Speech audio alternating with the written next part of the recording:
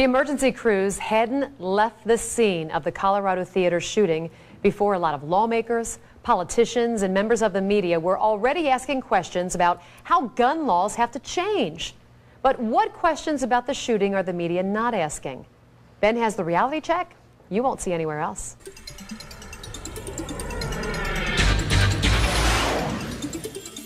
We're going to look at this debate from two angles. Tonight, part one, the questions the national media aren't asking. I don't need to go into a lot of details on the shooting because most every American is familiar with the basics. Police say 24-year-old James Holmes went into that theater in Aurora, Colorado. He was dressed in black, wearing a tactical helmet, vest, and leggings, as well as throat and groin protectors. Police say Holmes used an AR-15 assault rifle, a Remington shotgun, and a .40 caliber Glock handgun during that attack. And police say they found a second .40 caliber Glock inside of his car. The question being asked, how could he be allowed to buy those guns legally in Colorado? The question not being asked, how does an unemployed graduate student afford to buy them? Look, a decent AR-15 rifle costs $1,000 or more all by itself. The shotgun and the two handguns would easily run another $1,000 total. Spare mags, sights, slings, and so on, you're going to run another $1,000 across those three firearms. The bulletproof vest, that's easily another $800. And then you have all the money spent on bomb-making materials. Which brings us to our next question. As you know, police say that Holmes rigged his apartment with an incredibly complicated maze of fire bombs. But on the day he was arrested, he immediately told police about the bombs. Why? So our second question, where did this graduate student in neuroscience learn how to make a series of bombs so complicated that the FBI took 2 days to figure out how to disarm them? One official said the intricacy of these bombs is something rarely seen outside of war zones. He had a tripwire set behind the door to kill anyone who opened it. And yet, after setting this intricate death trap, decides to warn police about it before someone's killed? Doesn't make a whole lot of sense.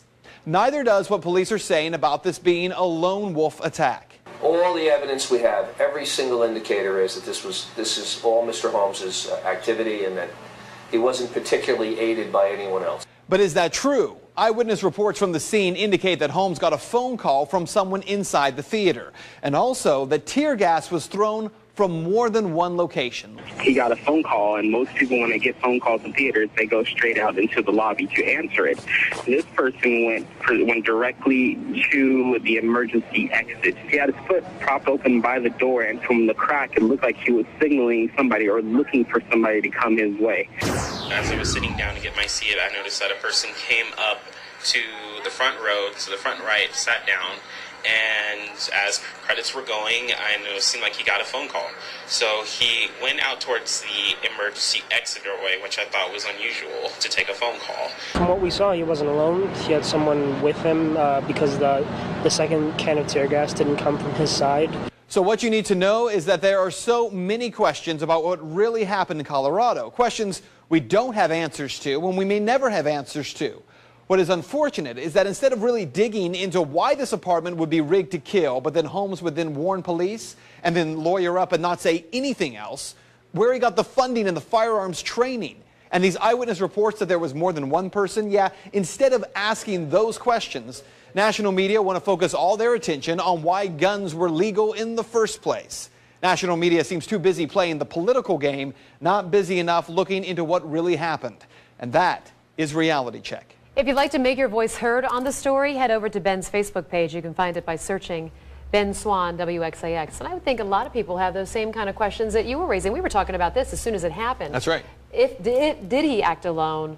You know, was the door propped open? Did he do all of this? He was just standing there afterward. There's so many unanswered questions. A lot of questions. And remember, the very first day, a lot of people were asking about this cell phone call. Supposedly, he got a call from someone and then got up and walked out. So, you know, whether these questions are easily answered or not easily answered, media should be asking them, police should be explaining. Every single indicator is that this is all Mr. Holmes's activity and that he wasn't particularly aided by anyone else. Well, I noticed the guy walked in from into the auditorium, sat into the very front row to the far right, and he got a phone call, and most people, when they get phone calls in theaters, they go straight out into the lobby to answer it. This person went directly to the emergency exit to take his phone call, which I thought was unusual.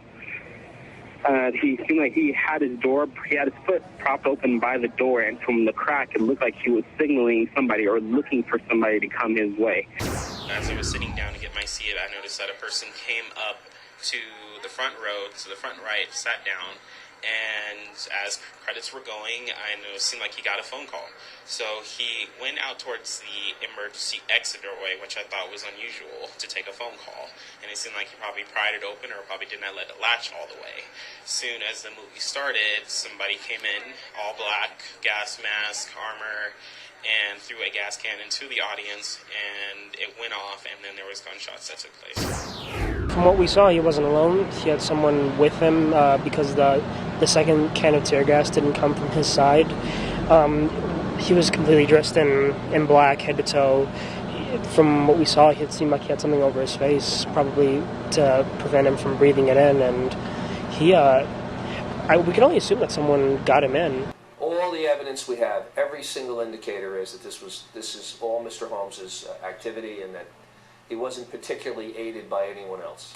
And what we need to do is change the way in which people think about guns, especially young people. We need to do this every day of the week and just really brainwash people into thinking about guns in a vastly different way.